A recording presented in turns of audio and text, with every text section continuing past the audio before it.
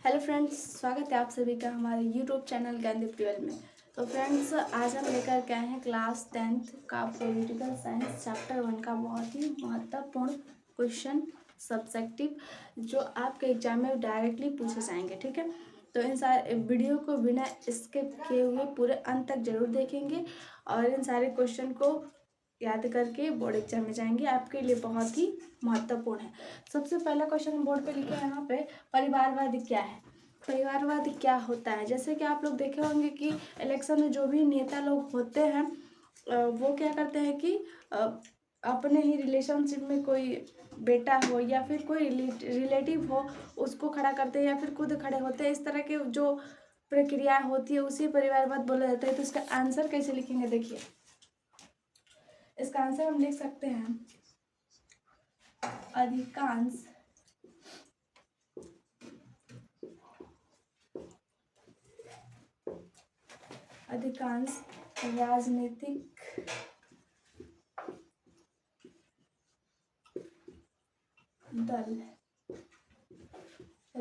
राजनीतिक दल एवं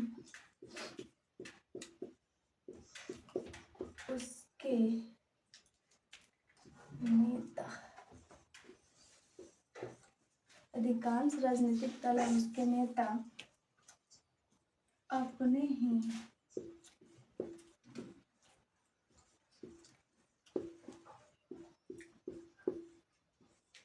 परिवार एवं सगे संबंधी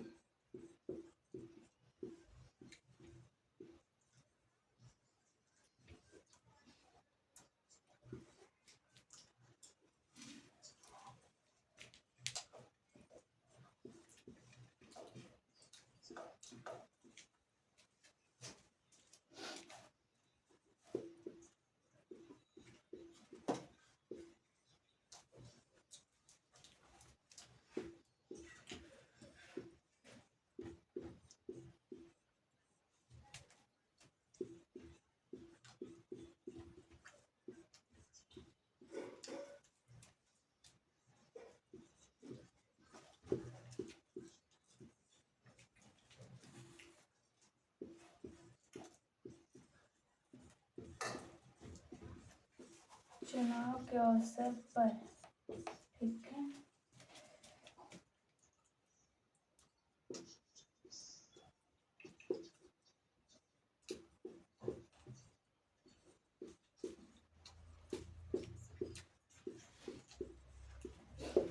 उम्मीदवार बनाते हैं और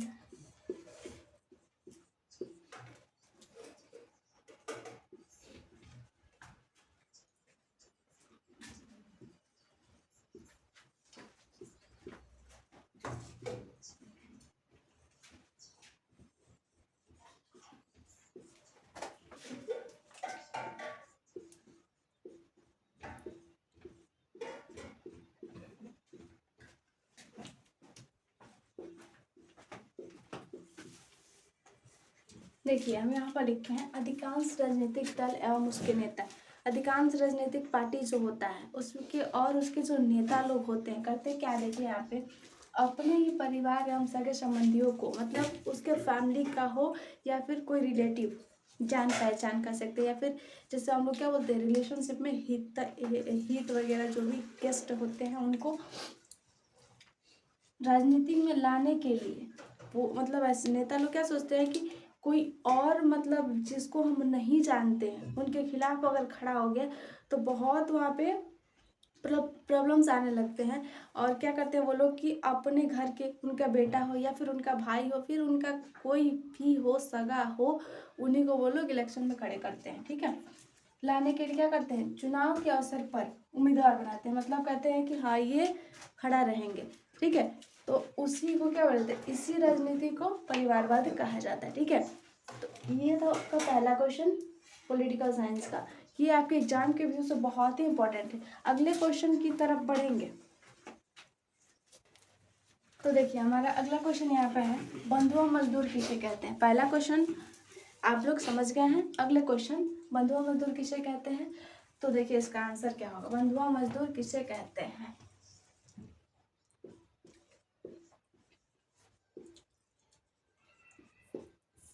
बंधुआ मजदूर की प्रथा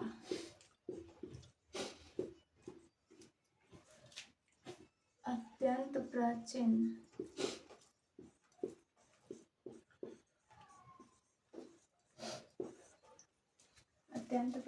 है।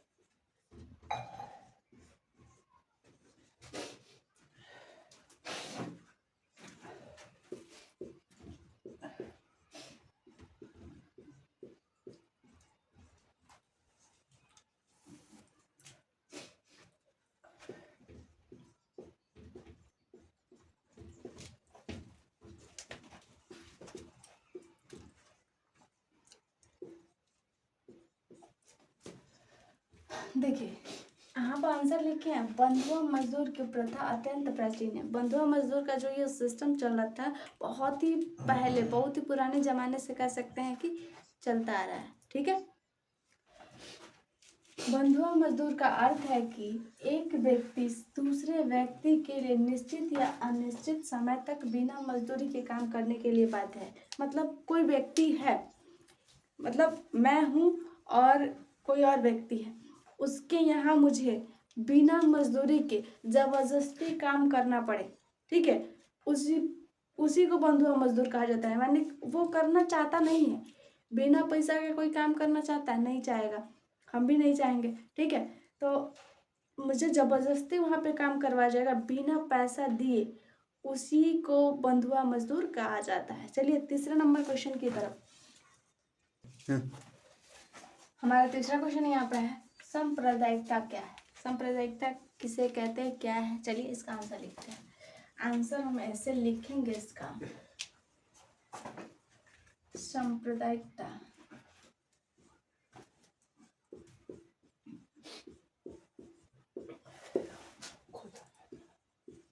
सांप्रदायिकता उस स्थिति को कहते हैं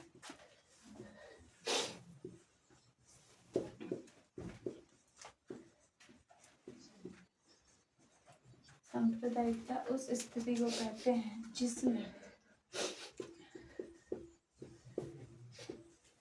जिसमें अपने धर्म को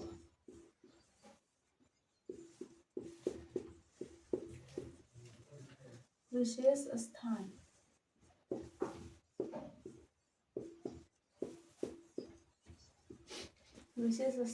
तथा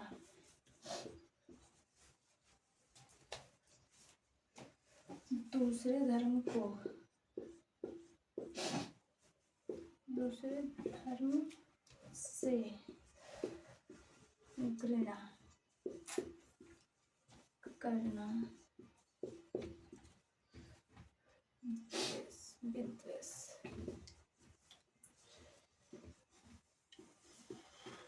फैलाना,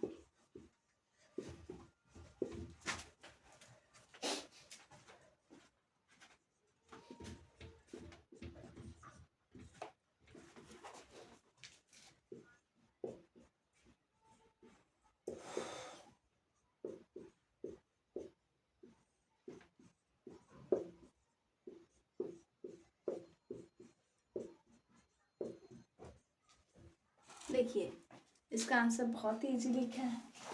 सांप्रदायिकता उस स्थिति को कहते हैं, मतलब उस कंडीशन को सांप्रदायिकता कहा जाता है जिसमें अपने धर्म को विशेष स्थान दिया जाता है। मतलब हम जिस धर्म का है वो धर्म क्या है, बहुत ही महान है, वही सबसे बढ़िया है, उससे बढ़िया कोनो धर्म नहीं है। ठीक है, ऐसा मतलब अपने धर्म को बहुत ही ज़्यादा महत्व दिया गया। ठीक है, कि मेरा धर्म सबसे बढ़िया है। और क्या, दूसरे धर्म से घृणा, यानी कि दूसरे धर्म से नफरत। मान लीजिए कि हम हिंदू धर्म का है और कोई यहाँ पे मुस्लिम धर्म का है, तो हम अपने धर्म को कहेंगे कि हमारा धर्म सबसे बढ़िया है, हमारे धर्म से बढ़िया तो किसी का धर्म है ही नहीं। और जो मुस्लिम धर्म के लोग हैं उनसे घृणा करना, इसी प्रक्रिया को क्या बोला जाता है, सांप्रदायिकता। या फिर इस सांप्रदायिकता के कारण ये सब होता है कि दूसरे धर्म के खिलाफ किसी को भड़काना, अपने धर्म को ज़्यादा महत्व देना, दूसरे धर्म से घृणा करना, ये सब क्या है, सांप्रदायिकता है। ठीक है, अगले क्वेश्चन की तरफ चलिए। हमारा क्वेश्चन नंबर 4 यहाँ पे है, धर्मनिरपेक्ष राज्य का क्या अर्थ होता है। चलिए इसको समझते हैं कि धर्मनिरपेक्ष राज्य का अर्थ क्या होता है। ठीक है, चलिए आंसर लिखते हैं।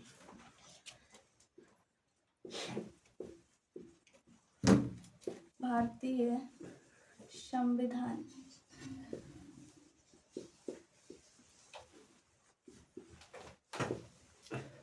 संविधान की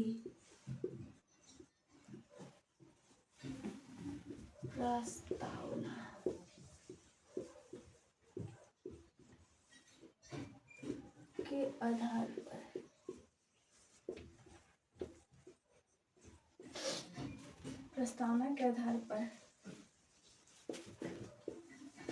भारत को एक धर्म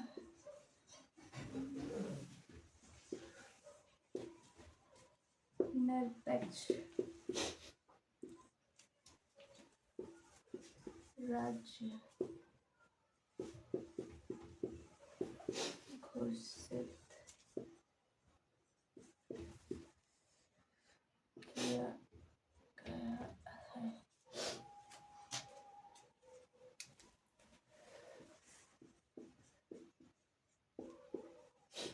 इसका अर्थ है कि राज्य का कोई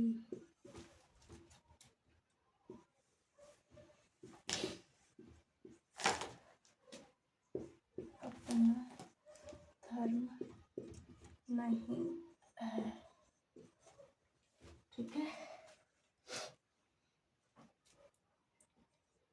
राज्य सभी धर्मों का समान। चलिए हम इसका आंसर लिखे हैं यहाँ पे, भारतीय संविधान के प्रस्तावना के आधार पर भारत को एक धर्मनिरपेक्ष राज्य घोषित किया गया है। ये बात सही है कि जो हमारा भारत का प्रस्तावना है उसके आधार पर ही हमारा जो भारत देश है उसको एक धर्मनिरपेक्ष राज्य घोषित किया गया है। लेकिन इसका अर्थ पूछा है ना कि इसका अर्थ क्या होता है। तो देखिए इसका अर्थ है कि राज्य का कोई अपना धर्म नहीं है, कोई स्पेशल धर्म नहीं है कि हम इस भारत का है तो हम इसी धर्म को मानेंगे, किसी दूसरे धर्म को नहीं मानेंगे, ऐसा कुछ नहीं है। यदि जो राज्य क्या है, धर्मनिरपेक्ष है। राज्य सभी धर्मों का समान आदर और संरक्षण देता है। मतलब कि जो राज्य धर्मनिरपेक्ष है वो क्या करेगा, सभी धर्मों का आदर करेगा, सम्मान करेगा, उसका संरक्षण करेगा। ठीक है, देखिए आगे, तथा सभी धार्मिक समुदाय और वर्गों को एक समान स्वतंत्रता प्रदान करता है। यानी कि जो भी राज्य धर्मनिरपेक्ष है वो क्या है, कि सभी धार्मिक, मतलब जो भी धार्मिक समुदाय है उसको क्या, और वर्गों को एक समान स्वतंत्रता, मतलब सभी लोग एक समान रहेंगे, कोई छोटा बड़ा मतलब कुछ में उसमें भेदभाव नहीं किया जाएगा। ठीक है, धर्म निरपेक्ष राज्यों में। आइए नेक्स्ट,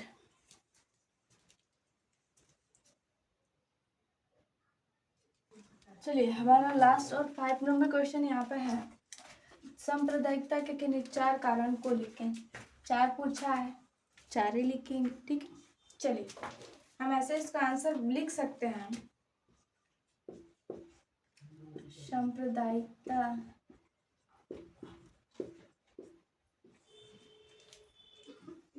के 4 कारण निम्न।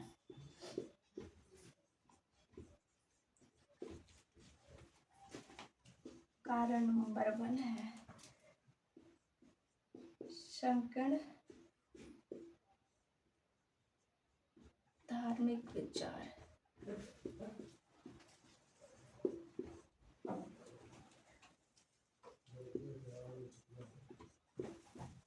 ठीक है। दूसरा है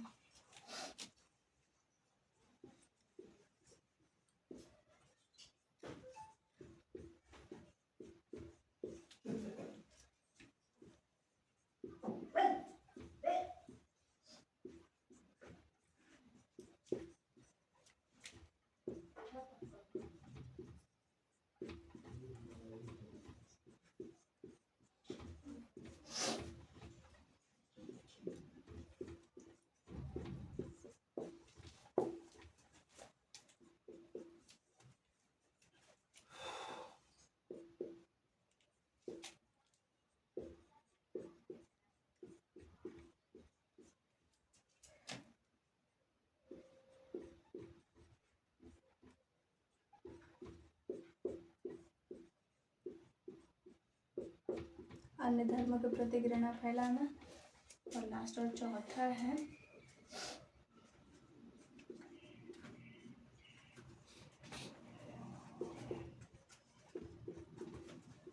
अपने धार्मिक हितों के लिए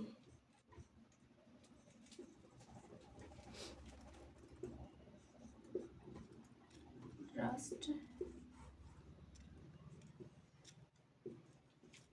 हित को ना समझना।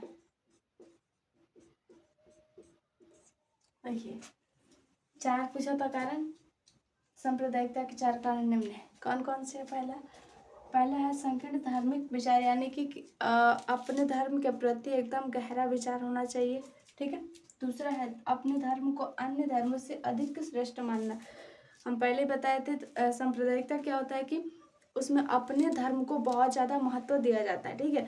तो उसमें क्या क्या गया है कि अन्य धर्म से अधिक अपने धर्म को श्रेष्ठ मानना, मतलब मेरा धर्म सर्वोपरि। याद रखिए। तीसरा नंबर है अन्य धर्मों के प्रति घृणा फैलाना, लोगों में जा कर के ये संशय फैलाना, ये मतलब पूरा नहीं, बवाल जिसको बोलते हैं, वहाँ पे घृणा फैलाना कि जो मुस्लिम धर्म है या फिर जो सिख धर्म है, जो ईसाई धर्म है, क्या है वो खराब है, वो अच्छा नहीं है। जो हमारा है धर्म है ना, वही सबसे बेस्ट है, वही सबसे श्रेष्ठ है, मतलब इस प्रकार के।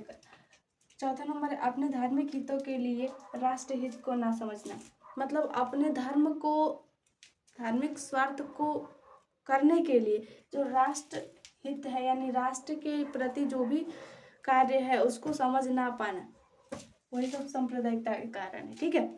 तो ये अभी 5 क्वेश्चन इस वीडियो में, क्योंकि वीडियो ज़्यादा लंबा हो जाएगा, तो इसमें 5 ही क्वेश्चन। अगर वीडियो पसंद है तो वीडियो को लाइक और चैनल को सब्सक्राइब जरूर करें।